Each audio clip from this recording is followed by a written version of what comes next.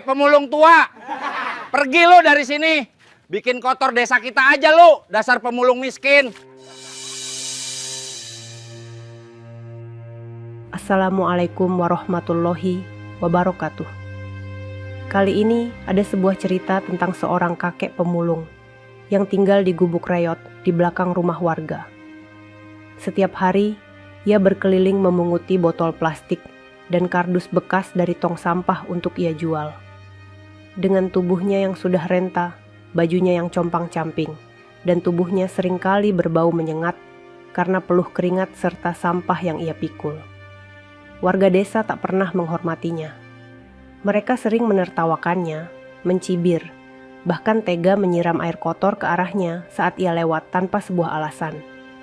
Hingga suatu hari, kakek pemulung itu diangkat derajatnya oleh Allah. Hal apakah yang membuat kakek itu bisa dimuliakan oleh Allah Subhanahu wa Ta'ala?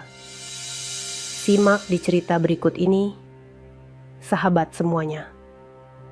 Sebelum kita mulai cerita ini, mari tuliskan di komentar, dari mana saja sahabat menonton cerita ini.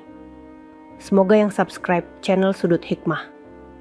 Kami doakan semoga dimudahkan segala urusannya, dilapangkan rezekinya, disehatkan badannya, dan dikabulkan segala hajat dunia akhirat oleh Allah Subhanahu wa Ta'ala. Amin ya Rabbal Alamin. Sekarang mari kita mulai ceritanya. Langit di desa Karangwungu masih diselimuti kabut tipis. Embun membasahi tanah merah yang mulai retak karena kemarau. Di ujung jalan kecil yang mulai mengelupas aspalnya, terdengar derit pelan dari roda gerobak tua. Seorang kakek berjalan perlahan. Bajunya longgar dan penuh sobekan di bagian dada. Celana panjangnya sudah memudar warnanya, dan sandal jepitnya nyaris tak berbentuk. Sebuah karung goni besar tergantung di punggungnya, dipenuhi botol-botol plastik dan kaleng minuman bekas yang masih bau. Kakek itu adalah Mbah Waryo. Umurnya mungkin sudah lebih dari 70. Kulit wajahnya penuh keriput, namun matanya jernih. Di setiap langkahnya, aroma tak sedap ikut menyebar, mengundang cemooh warga yang lewat. Bau banget. Mbah, kalau mau lewat tuh jangan deket-deket rumah orang, teriak seorang ibu muda dari depan pagar. Anak kecil yang berdiri di sampingnya langsung menutup hidung. Ih mama, dia bau sampah banget. Jijik. Mbah Waryo hanya berhenti sebentar. Ia menunduk dan tersenyum. Bukan senyum bahagia, tapi semacam senyum kecut yang menelan luka sendiri. Maaf ya Bu, lewat sebentar aja. Mau cari botol di belakang pos ronda? Ucapnya lirih. Tapi si ibu malah menjawab dengan ketus. Ya mending sekalian pindah aja dari kampung ini Mbah.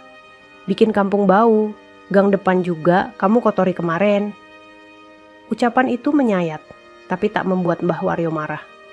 Ia hanya kembali menghela nafas pelan, lalu mendorong gerobaknya melewati para pemuda yang sedang duduk santai di depan warung kopi. Hei, si Raja Sampah lewat tuh. Salah satu dari mereka berseru sambil tertawa terbahak-bahak. Mbah, masih kuat ya muter-muter? Atau jangan-jangan cuma modus cari sisa makanan?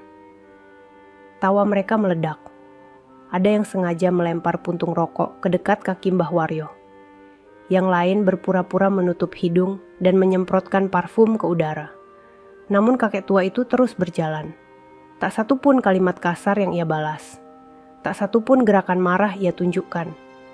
Di dalam dadanya, ia hanya berbisik lirih. Ya Allah, kuatkan langkahku. Walau hinaan datang lebih berat dari beban di pundakku. Sesampainya di dekat masjid kecil yang berdiri di pojok perempatan, ia berhenti sejenak. Menurunkan gerobaknya dan duduk di atas balok kayu tua. Ia membuka botol minum plastik butut, lalu meneguk seteguk air. Tangannya gemetar. Wajahnya dipenuhi peluh dan debu, namun sorot matanya masih hidup. Bukan sorot orang lemah, tapi sorot orang yang menyimpan sesuatu. Dari kejauhan, beberapa remaja-remaja melihatnya dan mulai tertawa. Hei, kakek itu duduk di tempat wudhu. Nanti najis semua airnya. Teriak salah satu dari mereka sambil menunjuk-nunjuk. Ayo usir aja. Lagian tempat ibadah kok dijadikan tempat istirahat pemulung? Tak lama kemudian, seseorang datang menghampiri dan menarik lengan Mbah Waryo dengan kasar. "Pergi Mbah, ini tempat ibadah, bukan tempat ngaso orang bau kayak kamu." Kakek itu berdiri perlahan. Ia mengangguk pelan dan berkata, "Baik, saya pergi. Maaf kalau mengganggu." Lalu ia mendorong gerobaknya kembali. Kali ini lebih pelan. Seolah tiap roda menyimpan air mata yang tak jadi tumpah. Di sudut lain desa itu, orang-orang melanjutkan harinya dengan tawa dan obrolan. Tak ada yang peduli bahwa seseorang sedang mengumpulkan luka. Tak ada yang tahu bahwa satu persatu botol yang dikumpulkan Mbah Waryo bukan untuk sekadar bertahan hidup, tapi untuk sesuatu yang lebih besar. Sesuatu yang akan membuat satu desa ini tertunduk malu. Pagi itu, matahari belum tinggi. Kabut masih menggantung rendah di antara rumah-rumah desa Karangwungu. Suara ayam berkokok bersahutan, disambut dengan denting perabot dari dapur warga yang mulai memasak. Di antara kesibukan pagi, suara roda gerobak kembali terdengar. Suara khas itu seperti nyanyian derita yang terus berulang setiap hari. Warga yang mendengar langsung tahu, Mbah Waryo datang lagi. Namun kali ini ada yang berbeda. Di depan sebuah rumah mewah bercat krem, berdiri Bu Lastri, istri kepala RT. Ia sedang menyapu halaman sambil memandangi Mbah Waryo yang lewat. Jangan sampai dia ambil botol di depan rumah kita ya. Nanti dicurigai maling lagi kayak kemarin. Gumamnya, cukup keras untuk didengar tetangga. Sementara itu, Mbah Waryo terus melangkah, menyusuri sisi gang sambil sesekali membungkuk. Ia mengambil botol plastik yang tertinggal di semak, kaleng kosong dari selokan, atau kertas bekas dari tong sampah. Tangannya cekatan, seolah sudah sangat paham benda mana yang bisa ditukar jadi rupiah. Karung goni di punggungnya selalu tampak berat, tapi tak pernah ia mengeluh. Justru ketika karungnya hampir penuh, ada cahaya aneh di matanya. Bukan bahagia, tapi seperti perasaan lega. Hari itu, di belakang pasar desa, ia duduk sebentar di bawah pohon asem tua. Di sampingnya, ia buka catatan kecil yang terikat karet gelang. Isinya penuh angka, penuh catatan kecil dengan tulisan tangan yang goyah. Sambil membaca lembarannya, ia bergumam pelan. 350.000. Alhamdulillah. Tinggal 9.200.000 lagi. Semoga bisa terkumpul sebelum aku mati. Lalu ia tersenyum. Tak jauh dari situ, 2 orang anak muda melihat dari balik warung. Lihat deh. Simbah itu nulis apa sih? Gaya banget bawa buku catatan segala. Yang satu lagi tertawa. Mungkin dia hitung botolnya. Biar tahu sudah berapa banyak bau yang dia kumpulin tiap hari. Mereka tertawa keras. Tapi Mbah Waryo tak menoleh. Ia tahu dirinya jadi bahan hinaan. Ia sudah terbiasa. Namun yang mereka tak tahu, catatan kecil itu adalah buku amal. Di sana tertulis, niat, haji bersama anak-anak. Dana yang dibutuhkan, 300 juta. Tersisa, 9.200.000. Target, sebelum akhir tahun. Tak ada yang tahu, karena tak ada yang peduli.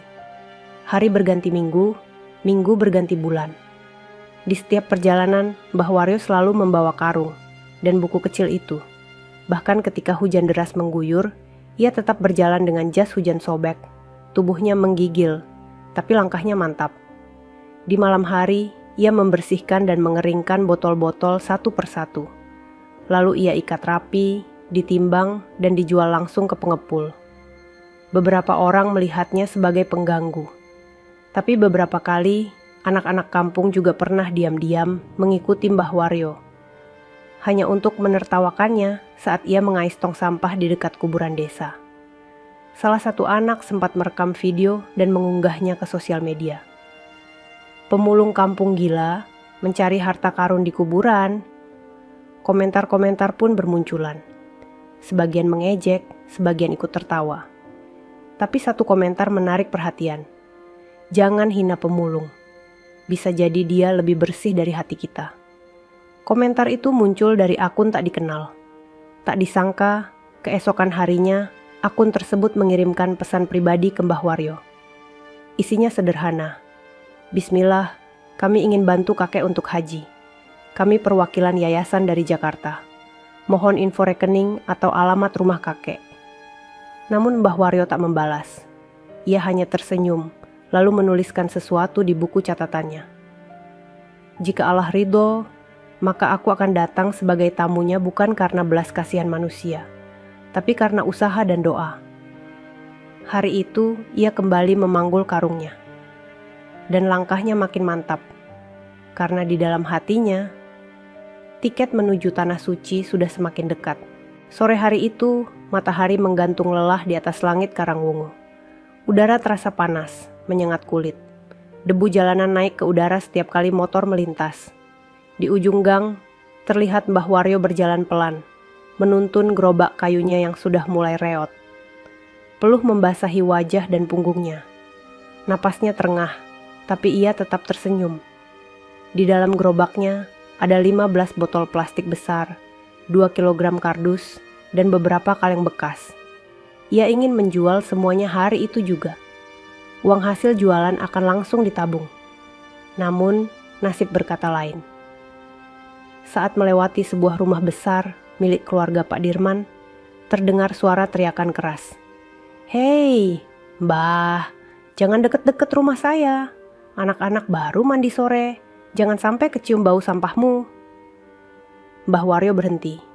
Ia menunduk, lalu berkata pelan, "Maaf, saya cuma lewat. Mau ke tukang loak di belakang."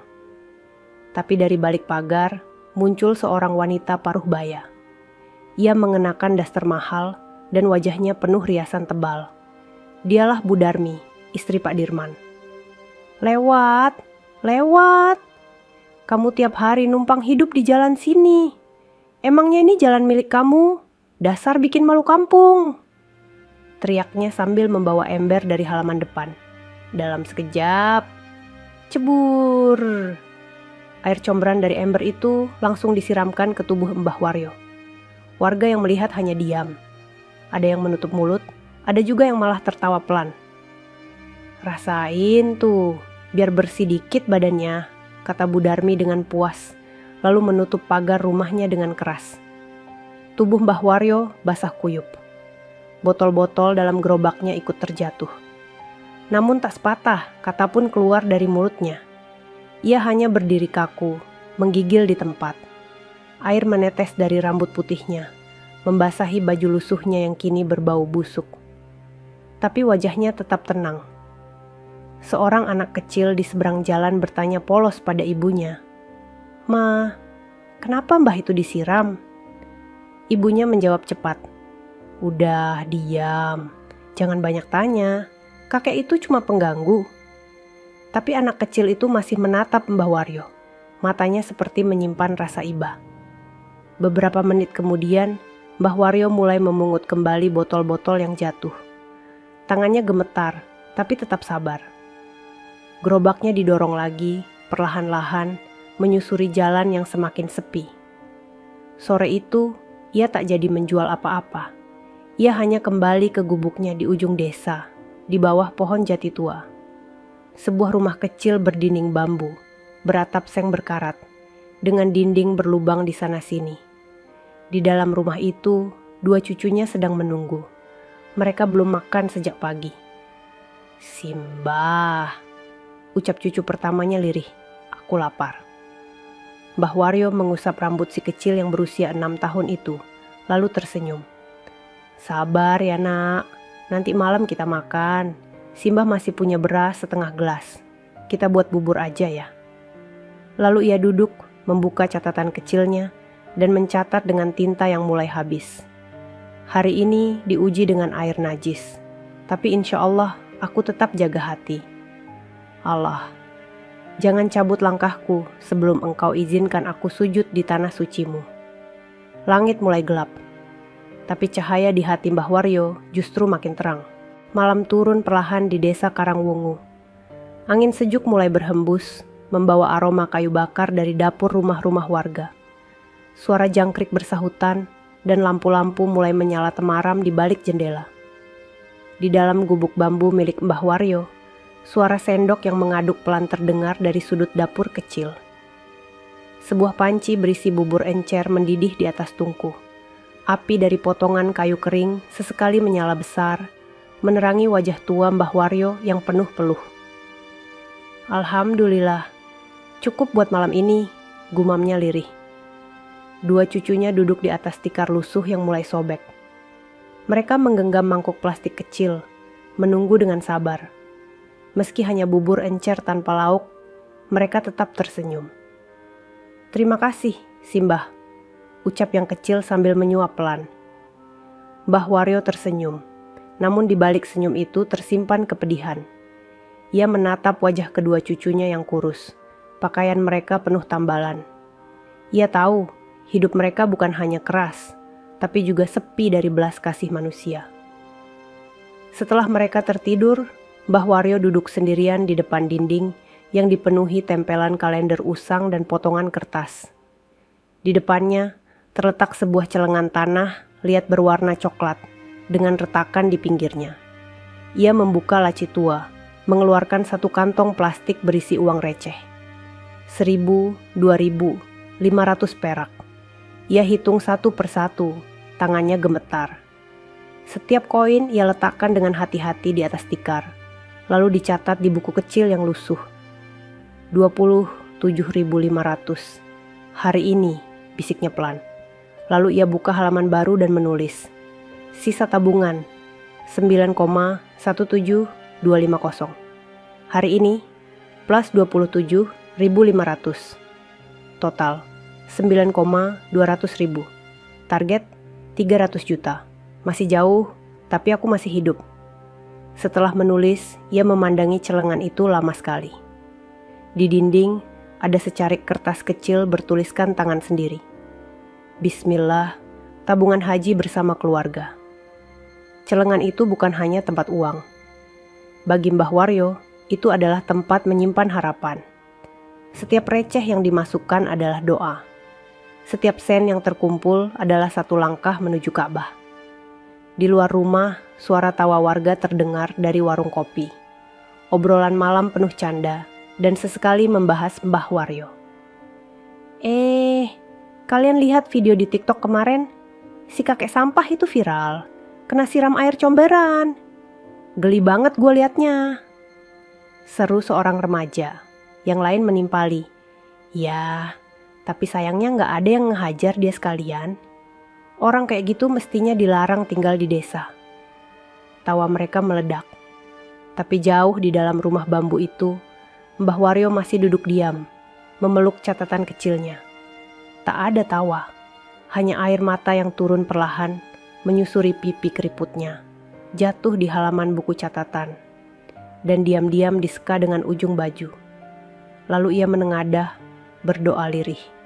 Ya Allah, Engkau tahu bahwa aku bukan siapa-siapa, tapi izinkan aku sekali saja menyentuh tanah sucimu, biar hina di mata manusia, asal Engkau masih memanggilku dengan kasih.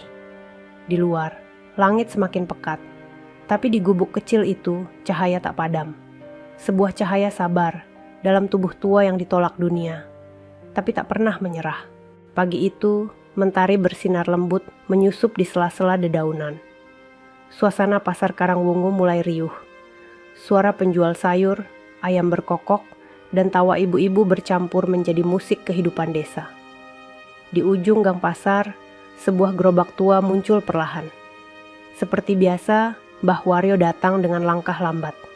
Di bahunya tergantung karung yang tampak berat, tapi ia tetap menuntunnya dengan tenang.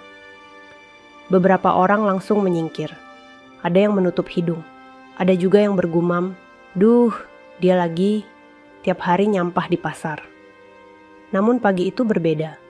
Di tengah keramaian pasar, berdirilah seorang pria muda berjas biru tua dan sepatu mengkilap. Wajahnya bersih, rambutnya tersisir rapi. Ia berdiri di samping mobil hitam dengan plat luar kota dan sesekali melihat layar ponsel. Orang-orang menoleh. Jarang sekali ada pria seperti itu datang ke pasar tradisional, apalagi sendirian. Saat Mbah Waryo lewat di dekatnya, sang pria menatap gerobak tua itu. Beberapa detik ia memandang lekat-lekat, lalu menghampiri. "Mbah, permisi," katanya ramah.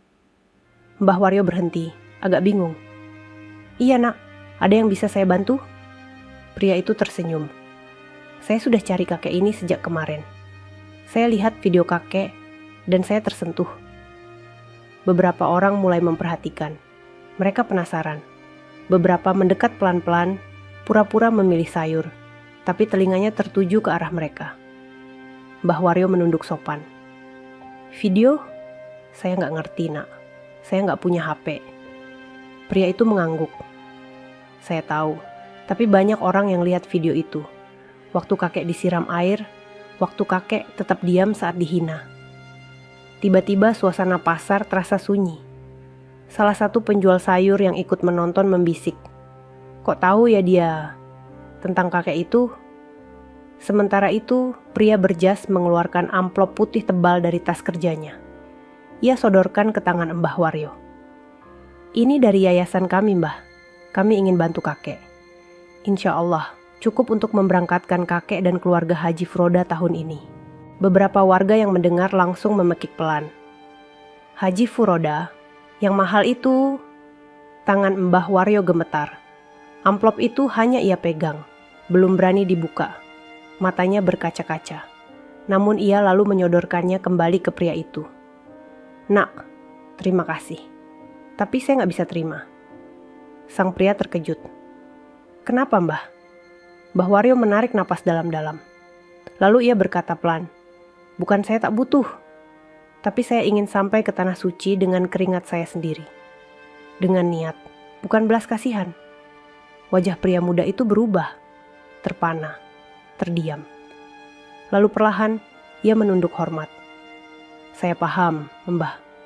Jarang sekali saya bertemu orang sekuat hati kakek," katanya dengan mata berkaca-kaca.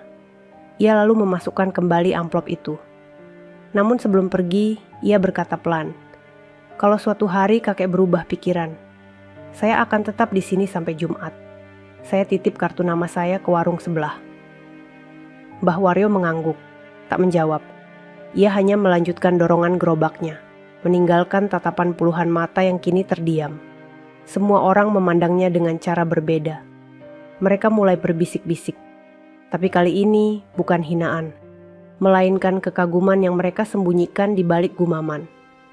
Seseorang dari kejauhan berbisik lirih, "Orang sekotor itu bisa menolak uang Haji Furoda? Ini bukan orang biasa." Tapi Mbah Waryo tak peduli apa yang orang pikirkan. Di hatinya, ia hanya ingin satu hal, menabung sampai Allah sendiri yang mengundangnya. 3 hari berlalu sejak pertemuan di pasar itu. Desa Karangwungu tetap seperti biasa. Ramai di pagi hari, sunyi di siang, dan riuh dengan suara obrolan warga di sore menjelang maghrib. Namun ada satu hal yang berubah pelan-pelan. Nama Mbah Waryo mulai dibicarakan dengan nada berbeda.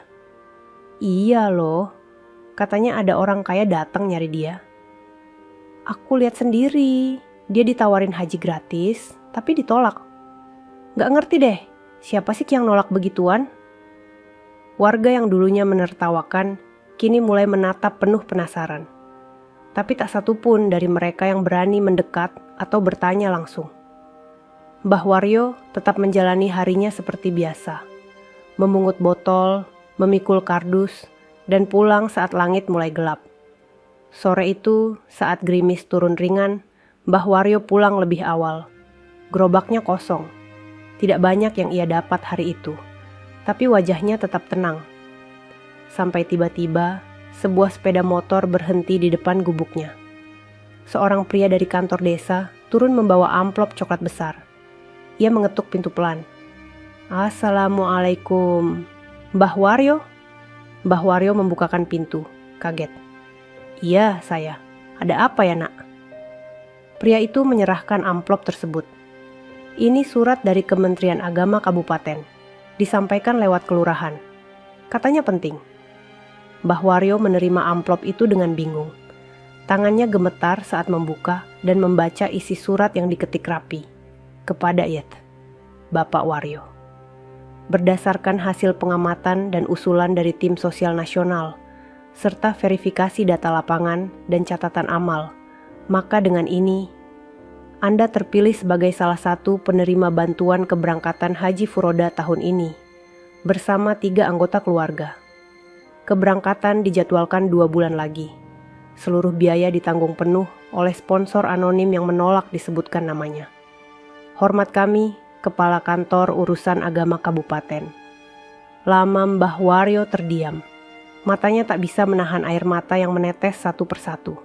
Kedua tangannya bergetar saat memeluk surat itu erat-erat ke dadanya.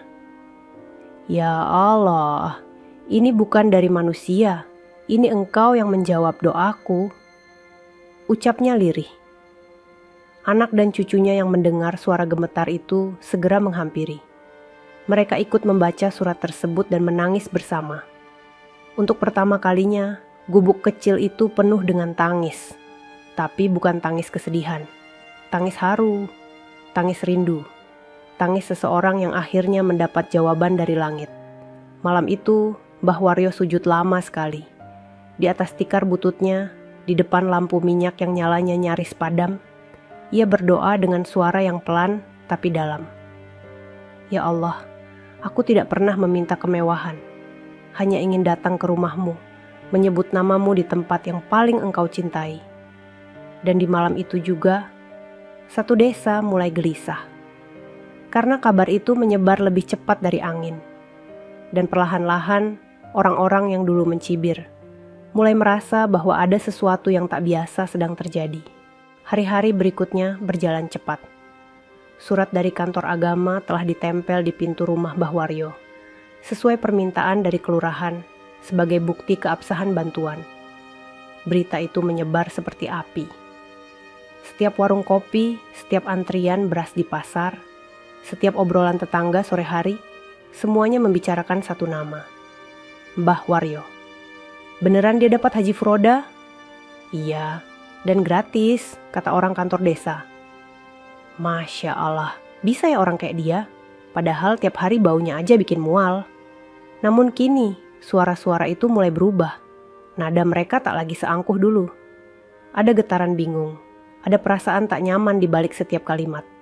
Sementara itu, di dalam rumah bambunya yang sederhana, Mbah Waryo masih hidup seperti biasa.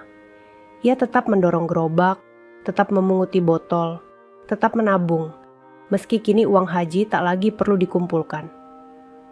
Saya belum mau berhenti, katanya pada anaknya yang bingung. Kenapa Bapak? Bukankah semua sudah ditanggung? Bukankah sudah cukup? Tapi Mbah Waryo tersenyum. Yang saya kumpulkan sekarang bukan lagi ongkos ke Mekkah, tapi rasa syukur. Suatu siang, setelah pulang dari masjid usai sholat zuhur, ia mendapati sesuatu yang aneh di depan rumah. Sebuah kotak sepatu terbungkus kain putih, dengan tulisan kecil di atasnya. Untuk Mbah Waryo, dari orang yang dulu menyesal telah mencibir. Dengan hati-hati, ia membuka kotak itu. Di dalamnya sepasang sepatu putih, bersih, baru, masih harum seperti toko. Di bawah sepatu itu, selembar kertas kecil. Semoga langkah Mbah ke tanah suci ringan. Saya dulu yang menyemprot parfum ke wajah Mbah di pasar. Maafkan saya. Mbah Waryo terdiam. Ia menutup matanya, menahan gejolak di dada. Tak ada dendam. Yang tersisa hanya haru. Semenjak hari itu, satu persatu warga mulai mendekat. Entah diam-diam atau terang-terangan. Ada yang menyumbangkan kain ihram. Ada yang memberi koper. Ada pula yang sekadar datang meminta maaf, menangis di depan gubuknya. Tapi Mbah Waryo tak pernah menyombong. Allah yang atur semua ini, katanya pada setiap orang yang datang. Saya cuma pemulung yang ingin taat. Suatu sore, ketika suara azan berkumandang dari masjid, Mbah Waryo berjalan lebih cepat dari biasanya. Ia tak lagi memakai sandal jepit bolong, tapi sandal baru yang dihadiahkan oleh anak muda kampung. Saat masuk masjid, seluruh jamaah menoleh. Bukan karena bau, bukan karena jijik, tapi karena rasa malu. Lelaki tua yang dulu mereka hina, kini melangkah dengan tenang ke saf depan. Ia tak peduli pada pandangan siapapun. Ia hanya menunduk dan bersujud. Setelah salat, imam masjid memanggilnya ke depan. "Warga semua," kata sang imam. "Dulu kita menunduk karena jijik pada Mbah Waryo. Tapi mulai hari ini, kita menunduk karena malu pada diri sendiri." Suasana hening. Tak ada yang bicara. Tak ada yang berani tertawa seperti dulu. Hanya suara isak pelan dari beberapa ibu yang menutupi wajah dengan mukena. Dan di saf depan itu, Mbah Waryo menunduk. Ia tak ingin dianggap istimewa. Ia hanya ingin disebut sebagai hamba Allah. 2 minggu menjelang keberangkatan, suasana desa Karangwungu mulai berbeda. Bukan hanya karena nama Mbah Waryo yang makin sering disebut, tapi juga karena satu demi satu orang penting mulai datang diam-diam ke desa itu. Suatu pagi, ketika matahari belum tinggi dan embun masih menggantung di ujung dedaunan, warga dikejutkan oleh suara deru mobil dari ujung gang. Gang sempit yang biasanya hanya dilalui becak dan motor itu, kini dipenuhi deretan mobil mewah berwarna hitam. Warga langsung keluar rumah. "Ada apa itu? Kok banyak mobil?" tanya seorang ibu sambil menggendong anaknya. "Mobil dari Jakarta kayaknya. Lihat tuh plat nomornya," sahut yang lain. Mobil-mobil itu berhenti tepat di depan rumah bambu Mbah Waryo. Dari salah satu mobil keluar pria muda berjas, yang dulu sempat menemui Mbah Waryo di pasar. Di belakangnya turun pula beberapa orang dari Kementerian Agama, wartawan dari media lokal, dan 2 ustaz yang dikenal di televisi. Warga makin berkerumun. Tak lama kemudian, pintu gubuk kecil itu terbuka. Mbah Waryo keluar dengan pakaian sederhana, namun bersih. Ia memakai sarung hitam dan baju koko putih yang sudah disetrika rapi. Wajahnya bingung, tapi tetap tenang. Salah satu petugas dari kementerian langsung menghampirinya dan menyalami dengan penuh hormat. "Mbah Waryo, kami datang untuk memastikan segala kelengkapan keberangkatan Mbah dan keluarga. Kami juga ingin mengabarkan bahwa keberangkatan Mbah akan disertai oleh tim dokumentasi nasional. Kisah Mbah sudah menyentuh banyak hati." Warga yang menyaksikan itu nyaris tak percaya. "Dokumentasi nasional?" bisik seorang bapak. "Iya, katanya kisah Mbah Waryo bakal tayang di televisi dan dibawa ke Kementerian Pusat." Tiba-tiba seseorang dari kerumunan warga berlari mendekat. Ia menangis sambil menjatuhkan diri di hadapan Mbah Waryo. "Mbah, saya mohon maaf. Saya dulu yang dorong Mbah waktu antri sembako. Saya malu, saya berdosa." Orang-orang mulai diam. Tak ada yang tertawa. Tak ada yang menatap sinis. Semua orang mematung, menunduk. Karena mereka tahu, air mata hari itu bukan sekadar penyesalan, tapi pengakuan. Mbah Waryo mengangkat orang itu perlahan. "Saya sudah lama maafkan kamu, Nak. Bahkan sebelum kamu minta maaf." Tangis pecah. Suara isak terdengar di mana-mana. Bahkan anak-anak yang biasanya mengejek, kini berdiri diam sambil memegang tangan ibunya. Dan kemudian, dari salah satu mobil, muncul seorang lelaki tua bersorban putih dan berwibawa. Ia berjalan pelan menghampiri Mbah Waryo. "Assalamualaikum, Mbah. Saya perwakilan yayasan dari Arab Saudi.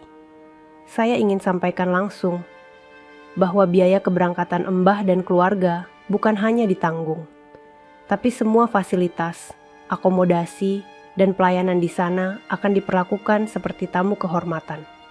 Semua orang menatap tak percaya. Mbah Waryo terdiam, matanya berkaca-kaca. Ia tak bisa bicara, hanya mengangguk pelan dan memeluk catatan kecilnya yang selalu ia bawa. Hari itu, gang sempit di desa Karangwungu menjadi saksi. Saksi bahwa tak ada usaha yang sia-sia. Bahwa bau yang dulu mereka hina, kini wangi keberkahan telah menggantikannya. Dan warga hanya bisa berdiri di pinggir gang, menyaksikan semua keajaiban itu datang, satu persatu, menghampiri lelaki tua dengan gerobak, yang selama ini mereka anggap tak layak tinggal di antara mereka. Hari Jumat itu, langit desa Karangwungu tampak berbeda. Awan putih bersih menggantung tenang. Angin berhembus, pelan membawa aroma daun jati yang mengering. Dari arah masjid desa, suara pengeras suara mengumandangkan pengumuman penting. Assalamualaikum warahmatullahi wabarakatuh. Kepada seluruh warga Karangwungu, kami mengundang Bapak, Ibu, dan saudara sekalian untuk hadir di masjid setelah sholat Jumat.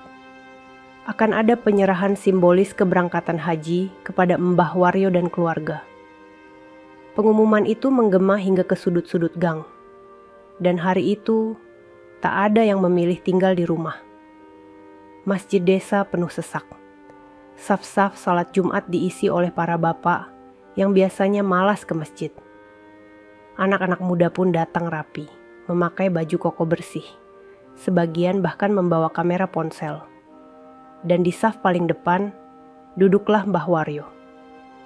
Di sisi kanan kirinya, anak dan cucunya duduk dengan wajah bersih dan pakaian putih-putih yang baru dibelikan oleh yayasan. Begitu khutbah dan sholat usai, imam masjid berdiri, menggenggam mikrofon yang diletakkan di mimbar kecil dari kayu. Hari ini, kita bukan sedang melepas orang kaya. Kita sedang melepas seseorang yang pernah kita caci, kita hina, kita anggap sampah. Suara imam mulai bergetar. Tapi hari ini kita tahu, justru kitalah yang selama ini kotor. Bukan karena sampah di gerobaknya, tapi karena hati kita yang penuh prasangka. Suasana masjid menjadi hening. Kemudian imam menunjuk ke arah Mbah Waryo. "Mbah, silakan ke depan." Mbah Waryo bangkit perlahan. Langkahnya pelan, tapi pasti. Tak ada yang bersuara. Semua mata menatapnya, penuh takjub, penuh rasa bersalah. Di atas mimbar, imam masjid menyerahkan 2 benda kecil. Satu adalah paspor dengan visa Haji Furoda, dan satunya lagi adalah sajadah dari Tanah Suci. Mbah Waryo menerimanya dengan tangan gemetar. Air mata menetes tanpa bisa ditahan. Ia peluk sajadah itu erat-erat. Lalu ia menunduk dan bersujud di atas lantai masjid. Tangis pun pecah. Satu demi satu, warga mulai menitikkan air mata. Ibu-ibu di saf belakang menutup wajah dengan mukena. Beberapa bapak terlihat mengusap mata. Di luar masjid, anak-anak yang dulu pernah menertawakan Mbah Waryo berdiri di bawah pohon. Salah satu dari mereka yang dulu merekam video hinaan, kini menangis sambil memeluk pagar masjid. "Maaf ya Mbah," ucapnya lirih meski tak terdengar oleh siapapun. Dan ketika Mbah Waryo berdiri kembali, suara azan ashar menggema lembut. Seolah alam pun ikut bersaksi bahwa hari itu bukan sekadar perpisahan, tapi hari kemenangan seorang hamba yang tak pernah membalas hinaan, tak pernah meminta dikasihani, dan hanya menggantungkan harapannya pada satu nama, Allah. Hari keberangkatan pun tiba. Pagi itu, seluruh warga desa Karangwungu berkumpul di tepi jalan desa. Ada yang membawa bunga, ada yang membawa kamera ponsel, dan ada pula yang membawa nasi tumpeng kecil sebagai tanda syukur. Desa yang biasanya sunyi, kini ramai seperti sedang ada pesta besar. Gubuk Mbah Waryo yang dulu dipandang jijik, kini dihiasi bendera putih dan hijau bertuliskan, "Selamat menunaikan ibadah haji." Pintu rumah bambu itu terbuka pelan, dan keluarlah Mbah Waryo dengan pakaian ihram yang bersih, digandeng oleh cucunya yang juga memakai pakaian serupa. Anak laki-lakinya membawa tas koper sederhana, wajahnya tegang tapi bahagia. Langkah mereka pelan tapi pasti. Beberapa warga yang dulu pernah mencibir kini ikut berdiri di pinggir jalan, menundukkan kepala. Ada yang menyeka air mata, ada yang memeluk dada, seolah tak percaya apa yang mereka saksikan. Seorang bapak berbisik kepada istrinya. "Dulu aku sempat bilang dia nggak layak tinggal di desa ini. Sekarang aku yang malu untuk tinggal di sini." Dari kejauhan, mobil rombongan haji datang perlahan. Bukan sembarang mobil. Kali ini, 3 mobil mewah dengan plat khusus haji berhenti tepat di depan rumah. Beberapa petugas kementerian turun, membuka pintu dengan penuh hormat. "Silakan Mbah, kami antar ke bandara." Namun sebelum masuk, Mbah Waryo menoleh ke belakang. Ia memandangi rumahnya lama sekali. Gubuk bambu yang dulu penuh lubang, yang menjadi saksi luka dan sabarnya bertahun-tahun. Lalu ia ucapkan pelan, "Terima kasih ya, rumah, yang sudah sabar bersama tubuh tuaku. Perjalanan ke bandara ditempuh dengan tenang, dan ketika mereka tiba di bandara internasional, semua hal tak terbayangkan terjadi. Petugas bandara menyambut rombongan dengan karpet merah. Di dekat pintu keberangkatan, wartawan dan juru kamera sudah menunggu. Ada yang dari media nasional, ada pula dari luar negeri. Mbah Waryo, Mbah Waryo, kesini sebentar, Mbah. Mohon beri sepatah dua kata untuk rakyat Indonesia. Namun Mbah Waryo hanya tersenyum. Ia menunduk dan berkata pelan, "Saya bukan siapa-siapa, saya hanya pemulung yang ingin pulang ke rumah Allah." Wawancara itu langsung viral di media sosial. Di seluruh layar televisi, wajah Mbah Waryo yang keriput dan bersih kini muncul, bersama anak dan cucunya yang berdiri di sampingnya dengan bangga. Petugas bandara lalu membukakan pintu khusus jalur cepat. Mereka dipersilakan masuk lebih dulu ke ruang tunggu eksekutif. Semua fasilitas terbaik diberikan, dari makanan hingga pengawalan. Namun Mbah Waryo tetap duduk di lantai, di atas sajadah kecil miliknya sendiri. "Tempat ini terlalu mewah buat saya," gumamnya. "Saya cuma ingin sampai ke Mekah, bukan untuk dipuja manusia, tapi untuk bersujud di hadapan Allah." Dan saat pesawat mengudara, membawa tubuh Renta yang pernah ditertawakan, seluruh langit Karangwungu seakan ikut menyaksikan bahwa siapapun yang sabar dalam dihina, yang ikhlas dalam diremehkan, satu hari akan terbang, bukan hanya di mata manusia, tapi juga di langit kemuliaan. Langit Mekkah siang itu menyala terang. Ribuan jemaah dari berbagai negara duduk beralaskan sajadah di hamparan padang Arafah, tempat suci yang menjadi puncak ibadah haji. Di antara lautan manusia itu, tampak satu keluarga kecil duduk bersila. Wajah mereka teduh meski panas menggigit kulit. Mereka adalah Mbah Waryo dan keluarganya. Dengan pakaian ihram yang sederhana dan wajah bersih dari debu dunia, Mbah Waryo menengadahkan tangan tinggi-tinggi ke langit. Bibirnya bergetar, air matanya mengalir deras tanpa henti. Di sisi kanan, cucu-cucunya mengikuti dengan patuh. Di sisi kiri, anaknya menggenggam tangan sang ayah erat-erat. "Ya Allah, Engkau yang tahu betapa dulu aku diinjak. Engkau yang tahu betapa dulu aku diludahi. Engkau yang tahu betapa hina aku di mata manusia. Tapi hari ini, ya Allah, Engkau angkat wajahku. Engkau muliakan namaku. Bukan karena aku layak, tapi karena Engkau Maha Kasih." Suara tangis itu menggetarkan hati siapapun yang mendengarnya. Beberapa jemaah dari negara lain yang duduk di dekatnya ikut larut dalam keheningan, meski tak tahu sepenuhnya arti dari doa itu. Salah satu petugas haji yang mendampingi dari Indonesia berdiri tak jauh di belakang. Matanya berkaca-kaca melihat lelaki tua itu bersujud begitu dalam, begitu khusyuk, begitu kecil, namun begitu besar di hadapan Allah. "Belum pernah saya lihat orang berdoa seikhlas itu," ucapnya pada rekannya. Matahari makin tinggi, namun tak ada yang mengeluh. Mbah Waryo tetap duduk di sana, matanya terpejam, tangan menengadah, pelan-pelan menggigil menahan haru. Ia tak meminta rumah, tak meminta harta, tak meminta kekuasaan.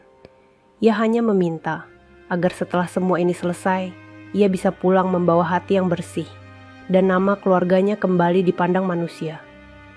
Di sisi lain, anaknya menatap ayahnya lama sekali.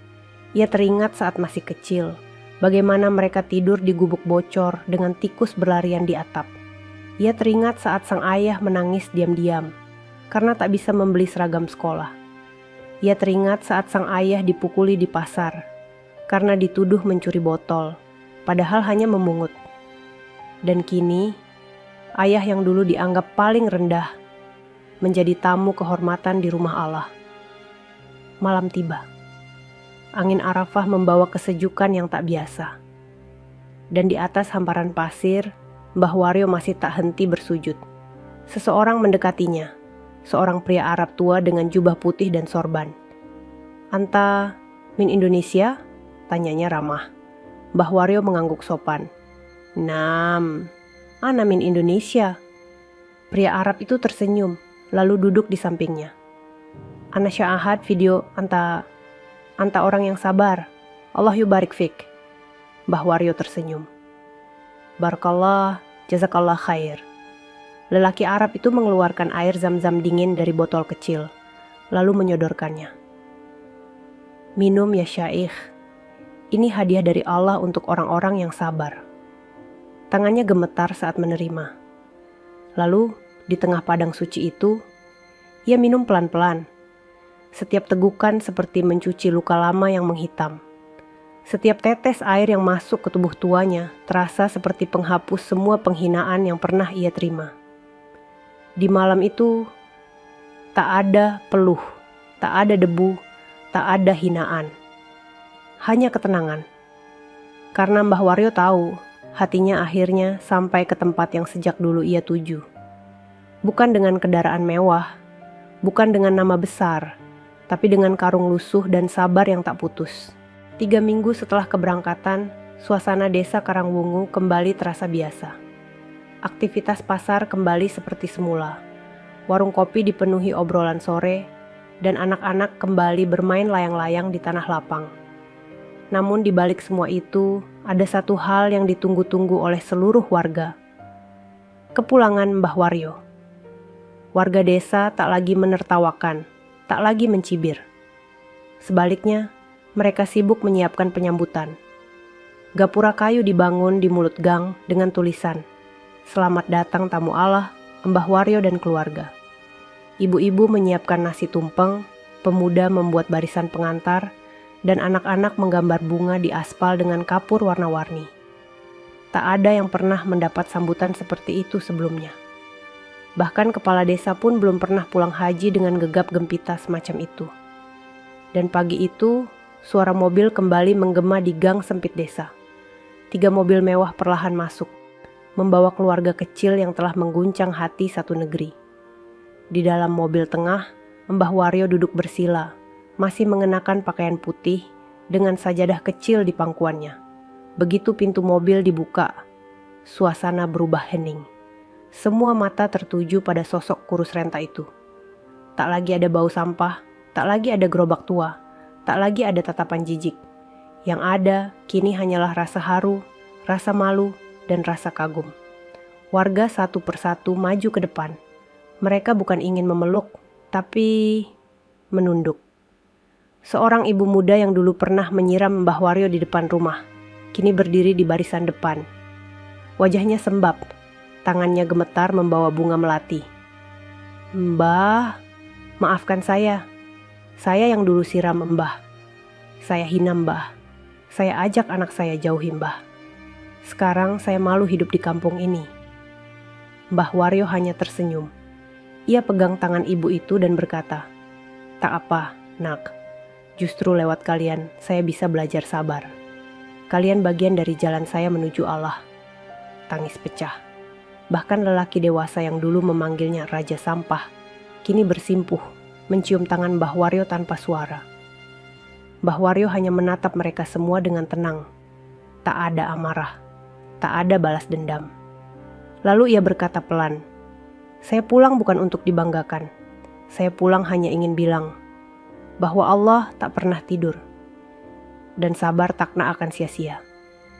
Kemudian dari kejauhan, gerobak tua yang dulu digunakan Mbah Waryo didorong masuk oleh sekelompok pemuda desa. Mereka telah mengecat ulang, memperbaiki rodanya, dan menulis besar-besar di sisi sampingnya, "Inilah kendaraan menuju surga." Semua warga yang melihat langsung bertepuk tangan, bukan karena megahnya, tapi karena maknanya. Dan saat matahari mulai condong ke barat, Mbah Waryo kembali duduk di depan rumahnya, bukan lagi dengan karung lusuh di punggung, tapi dengan sajadah, anak, dan cucunya di sisi. Ia memandangi langit, lalu berbisik pelan, "Ya Allah, aku sudah sampai. Kini, terserah Engkau." Sejak kepulangan Mbah Waryo, desa Karangwungu tak pernah sepi dari tamu. Hampir setiap hari, orang-orang datang dari luar kota, mulai dari mahasiswa, wartawan, hingga ustaz-ustaz terkenal. Mereka datang bukan membawa sumbangan, bukan untuk menyalurkan bantuan, mereka datang untuk belajar. Belajar dari seorang kakek pemulung yang dulu dihina dan ditertawakan, tapi justru menjadi sosok yang paling dimuliakan oleh waktu dan takdir. Di rumah bambu yang sederhana itu, Mbah Waryo menyambut semua tamunya dengan senyum. Ia tak pernah berubah, masih duduk di atas tikar tua, masih menyeduh kopi dalam cangkir seng penuh noda, dan masih menjawab setiap pertanyaan dengan pelan dan jujur. Sore itu, datang 3 orang anak muda dari luar kota. Mereka membawa kamera dan alat perekam suara. "Mbah, kami sedang buat film dokumenter tentang kisah orang-orang hebat yang jarang dilihat. Kami ingin wawancara, Mbah." Mbah Waryo tersenyum. "Saya bukan orang hebat, Nak. Saya cuma orang biasa yang pernah diinjak dan gak pernah balas nginjak." Mereka duduk lama sore itu, membicarakan kehidupan, membicarakan sabar, membicarakan luka yang tak pernah dibalas dengan kebencian. Salah satu dari mereka, seorang pemuda berkacamata, tiba-tiba bertanya, "Mbah, waktu dulu dihina, disiram, dicibir, kenapa Mbah gak pernah marah?" Jawaban Mbah Waryo membuat mereka semua terdiam. "Karena kalau saya marah, saya akan sama seperti mereka. Tapi kalau saya sabar, mungkin satu hari Allah akan beda cara menatap saya." Petang mulai turun, azan maghrib menggema dari masjid. Para tamu pamit dan Mbah Waryo menutup pintu rumahnya perlahan. Tapi saat hendak masuk, ia melihat satu sosok berdiri di depan gerbang. Seorang lelaki paruh baya, berjas lusuh, wajahnya dipenuhi keraguan. Mbah Waryo mengenalnya. Itu Pak Dirman, orang yang dulu terang-terangan menyuruhnya pindah dari desa karena dianggap membuat bau. Kini, lelaki itu berdiri dengan tangan gemetar, membawa sebuah kantong plastik berisi pisang rebus.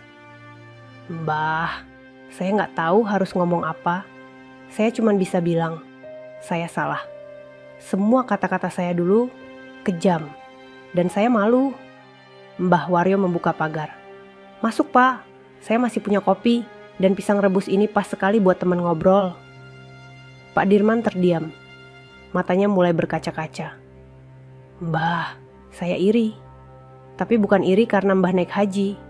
Saya iri karena Mbah bisa setenang ini setelah semua yang saya lakukan ke Mbah." Mbah Waryo tersenyum lagi. Kalau kita bawa marah sampai mati, hidup kita gak akan pernah damai. Tapi kalau kita bawa maaf, nanti waktu pulang, hati kita ringan. Dan malam itu, 2 orang tua duduk berdampingan di bawah lampu minyak. Tak ada kebencian, tak ada dendam. Hanya 2 hati yang saling mengerti bahwa manusia bisa salah, tapi Allah selalu tahu siapa yang tulus. 3 bulan setelah kepulangan Mbah Waryo, kehidupan di desa Karangwungu mulai kembali tenang. Namun nama Mbah Waryo justru semakin sering muncul di berbagai media.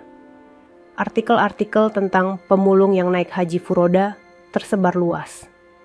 Video dokumenternya ditonton jutaan orang, dan kutipan-kutipan doanya banyak dibagikan di media sosial. Tapi di tengah semua itu, Mbah Waryo tetap seperti biasa. Pagi-pagi ia menyapu halaman sendiri, menyiram bunga kamboja di depan rumahnya, menanak nasi untuk cucu-cucunya. Ia menolak pindah rumah, meskipun ada banyak tawaran dari pihak luar untuk membangunkan rumah tembok. "Kalau rumahnya berubah, nanti hati saya juga ikut berubah," ucapnya suatu hari. Namun hari itu datang sebuah surat berstempel tebal, dibawa langsung oleh petugas pos dari kota. Amplopnya besar dan berat, berlogo kementerian. Mbah Waryo membuka perlahan di bawah pohon jati depan rumahnya. Anak-anak dan cucunya duduk mendekat. Surat itu bertuliskan, "Dengan hormat, kami dari Kementerian Sosial Republik Indonesia bermaksud memberikan penghargaan kepada Bapak Waryo atas keteladanan, kesabaran, dan inspirasi yang telah menyentuh hati bangsa. Bapak diundang ke Jakarta untuk menerima penghargaan kehormatan warga teladan nasional yang akan diserahkan langsung oleh Presiden. Seluruh akomodasi dan transportasi disiapkan oleh negara. Hormat kami, Sekretaris Jenderal Kementerian Sosial." Anaknya terperangah. "Bapak, Ini penghargaan dari presiden. Tapi Mbah Waryo hanya memandangi surat itu lama sekali. Ia tak segera senang, tak bersorak, tak menunjukkannya ke tetangga. Ia hanya duduk diam, lalu menatap langit. Dulu, saya pernah bermimpi bisa ke kota. Tapi yang saya inginkan bukan berdiri di istana. Saya hanya ingin bisa berdiri tenang di depan Ka'bah. Dan Allah sudah kabulkan itu. Anaknya bertanya pelan. Jadi, Bapak nggak mau berangkat? Mbah Waryo mengangguk pelan. Kalau mereka ingin beri penghargaan, biarlah dikirim lewat surat. Saya di sini saja. Saya tak butuh panggung. Saya hanya ingin tenang. Hari itu, surat itu disimpan dalam kotak kayu kecil, bersama catatan-catatan tabungan lama, selembar paspor haji, dan sajadah kecil dari tanah suci. Namun berita penolakannya kembali menyebar kemana-mana.